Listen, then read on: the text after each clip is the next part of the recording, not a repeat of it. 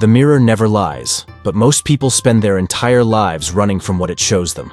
Minamoto no Yoshitsune, the legendary warrior of medieval Japan, discovered this the hard way when he realized that every victory he had won was actually a step deeper into a prison of his own making. While the world celebrated his genius on the battlefield, Yoshitsune was slowly suffocating under the weight of being everything except who he truly was. What he learned about the devastating price of living a false life contains 3 brutal truths that will shatter every comfortable lie you've been telling yourself about your own identity. These aren't gentle revelations or inspiring platitudes. They are harsh mirrors that will show you exactly why you feel so disconnected from your own life, and why the person staring back at you in the mirror feels like a stranger wearing your face. If you've ever woken up feeling like you're acting in someone else's movie, playing a character that everyone applauds but that makes you feel empty inside, then what you're about to discover will either terrify you or liberate you, but it will definitely change everything you thought you knew about yourself. Before we dive into these life-shattering revelations, I need you to do something that will help not just you, but thousands of others walking this same path of brutal self-honesty. Hit that like button if you've ever felt like a fraud in your own life. Subscribe to this channel because we're building a community of people who choose painful truth over comfortable lies. And tell me in the comments below, using this exact phrase so I can find your response easily. Write, "I choose truth over comfort," and then share the one mask you're most exhausted from wearing every single day. This isn't just engagement. This is your declaration of war against the false self that has been slowly killing your soul. And your courage to be vulnerable gives others permission to stop hiding behind their own masks. Now let me tell you about Marcus, a successful surgeon who had everything that society told him would make him happy, until the day he found himself standing on the roof of the hospital where he worked, not because he wanted to jump, but because it was the only place where he could scream without anyone hearing him.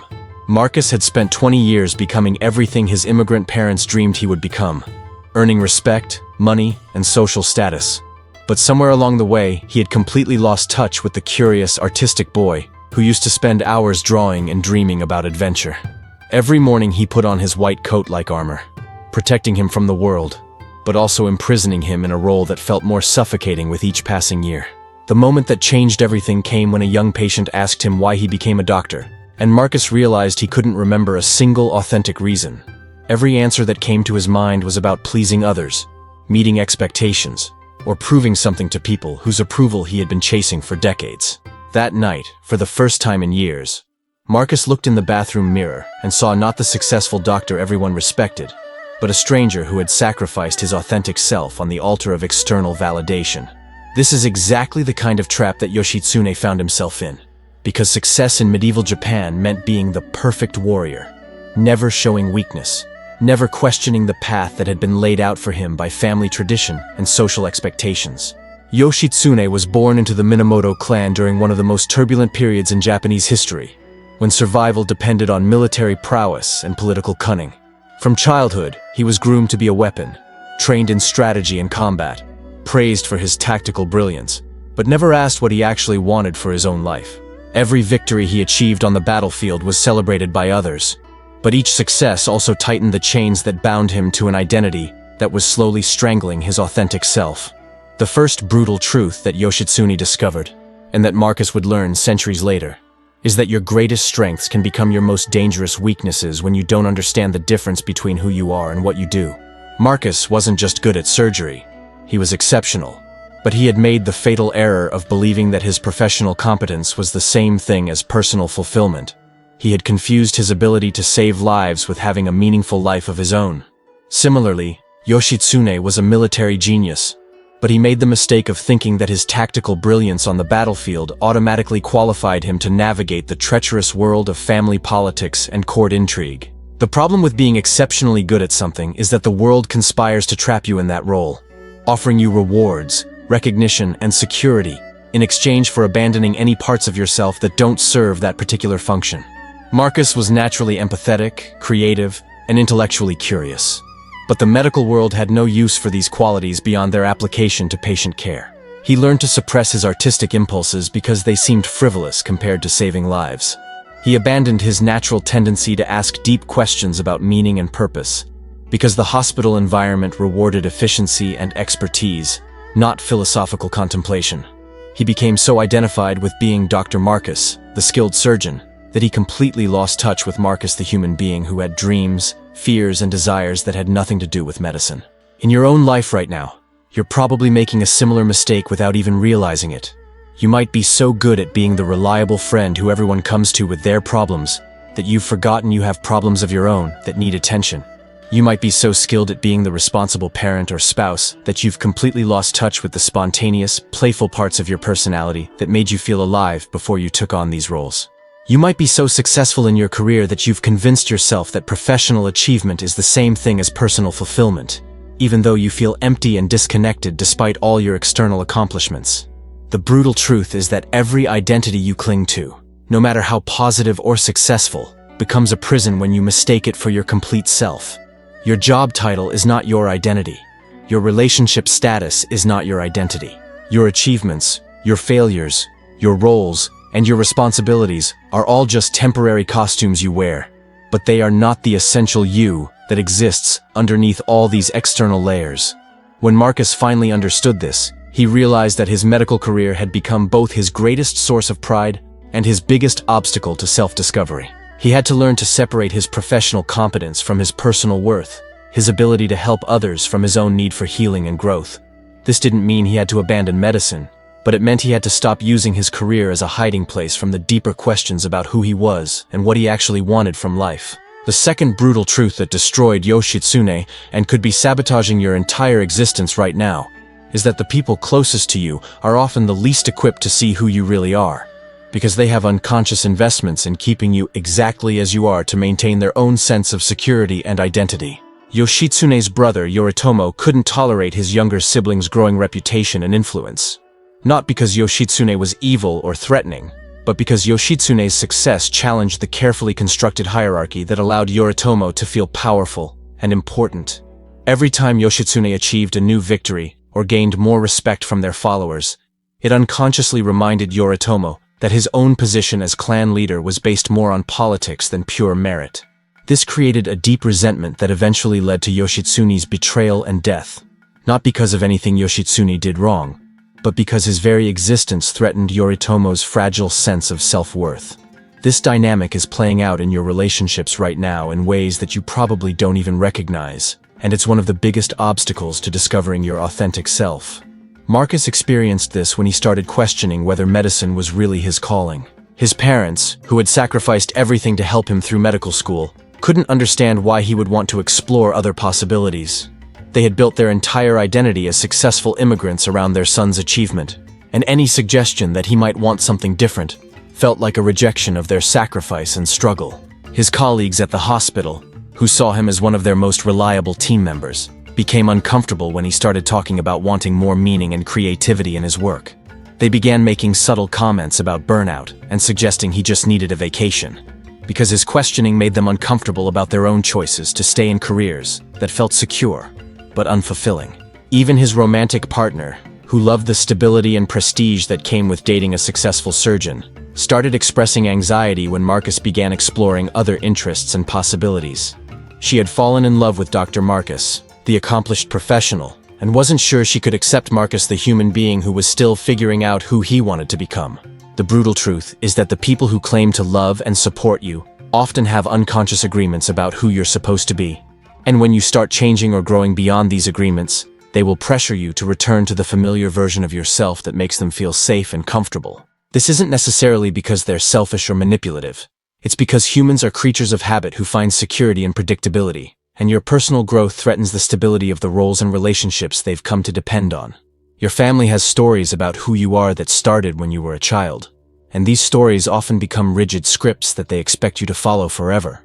Your friends have connected with specific aspects of your personality, and they may feel threatened when you begin expressing parts of yourself that don't fit their expectations. Your romantic partners and spouses often fall in love with particular versions of you, and they may struggle to accept growth and change that challenges their original attraction. The tragedy of Yoshitsune's life was that he spent years trying to gain the acceptance and approval of people who were fundamentally threatened by his authentic power and uniqueness. He kept trying to prove himself worthy of love from individuals who could only love him if he remained smaller, weaker, and less threatening to their own sense of importance. He sought validation from people who had unconscious investments in his failure, And he never learned to distinguish between genuine love that celebrates growth and conditional acceptance that requires him to stay trapped in limiting roles.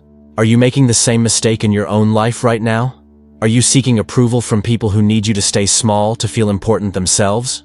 Are you trying to convince others that your desire for growth and change is valid, instead of simply honoring your own inner knowing about what you need to become whole? The third and most devastating truth that Yoshitsune learned too late, and that cost Marcus years of his authentic life, is that the very qualities that make you special and powerful will be the same qualities that others will try to destroy, diminish, or control. And if you don't learn to protect and nurture these gifts yourself, you'll end up betraying yourself long before anyone else betrays you. Yoshitsune was naturally innovative, intuitive, and charismatic, but instead of owning these gifts and creating healthy boundaries to protect them, he kept trying to downplay his abilities to make others more comfortable with his presence.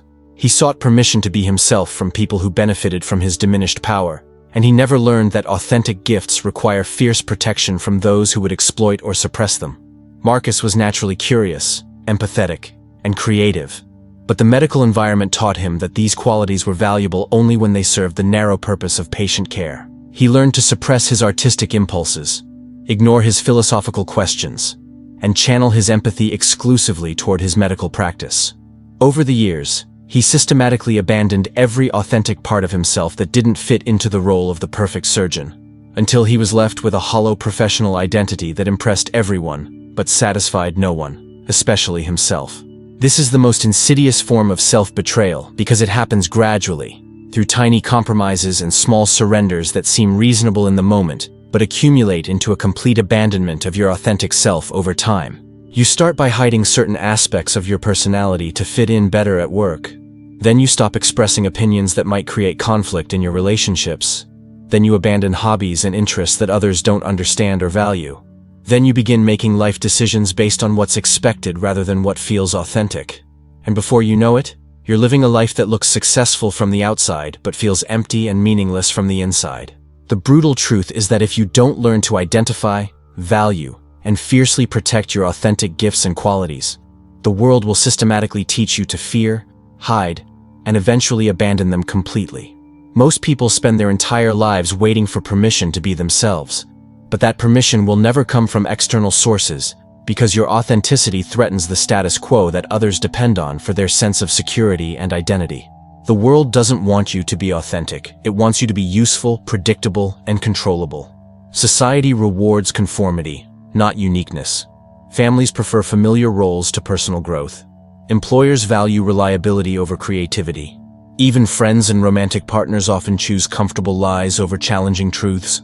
This means that the responsibility for protecting and nurturing your authentic self falls entirely on you, and most people are not prepared for this level of self-advocacy and boundary setting. So how do you break free from these devastating patterns and finally discover who you really are beneath all the roles, expectations, and compromises that have been slowly suffocating your authentic self?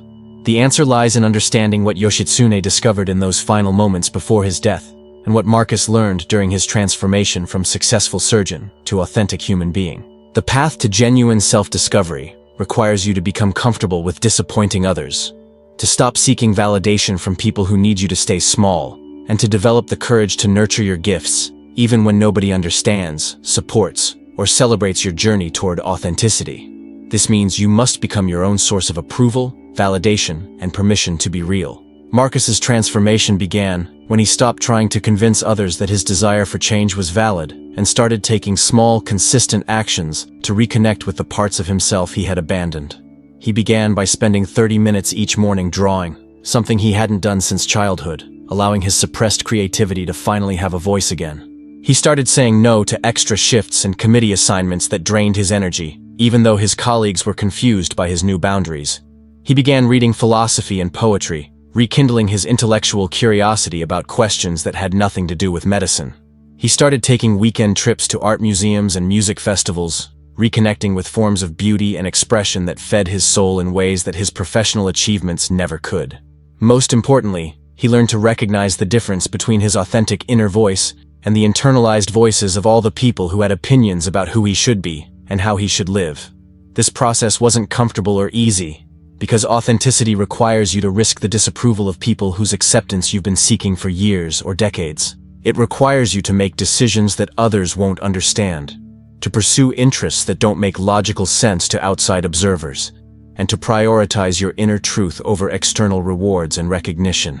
But here's what Marcus discovered, and what Yoshitsune would tell you if he could speak from beyond his tragic end.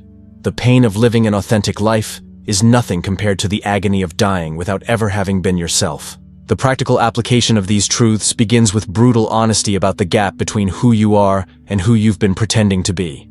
Start by identifying the roles you play that feel heavy, draining, or disconnected from your natural energy and enthusiasm. Notice which aspects of your personality you hide, minimize, or apologize for in different relationships and environments. Pay attention to which people in your life react negatively when you express authentic thoughts, feelings, or desires, and understand that their discomfort is information about their limitations, not evidence that you should continue hiding your truth. Begin setting small but firm boundaries that protect your time, energy, and attention from people and activities that require you to betray yourself to participate. This might mean saying no to social obligations that drain you, declining to engage in conversations that require you to pretend agreement with values you don't share, or refusing to take on responsibilities that serve others' needs while ignoring your own authentic desires and priorities. Start a daily practice that allows you to connect with your inner voice without external influence, judgment, or pressure to produce anything useful for others.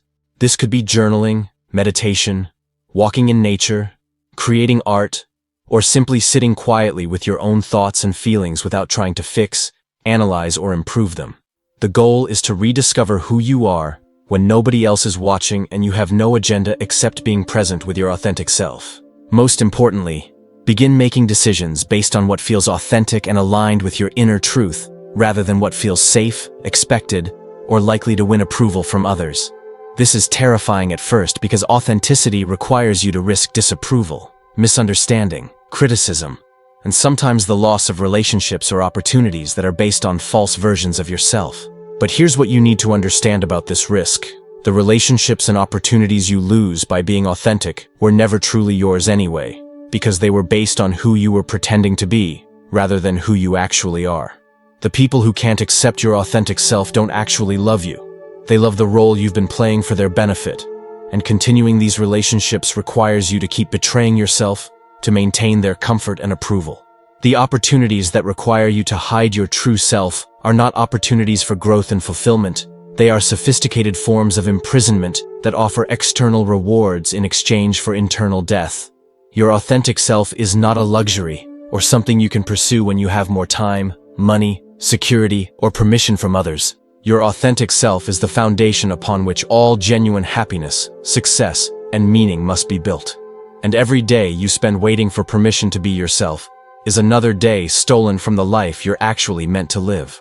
The brutal truths that destroyed Yoshitsune can become the liberating insights that finally set you free, but only if you have the courage to apply them starting today, starting with this moment, starting with the decision to stop betraying yourself for the comfort and approval of people who will never be able to see or celebrate who you really are. If this message has shaken something awake inside you, if you're finally ready to stop playing roles that suffocate your soul, then I want you to do something powerful right now.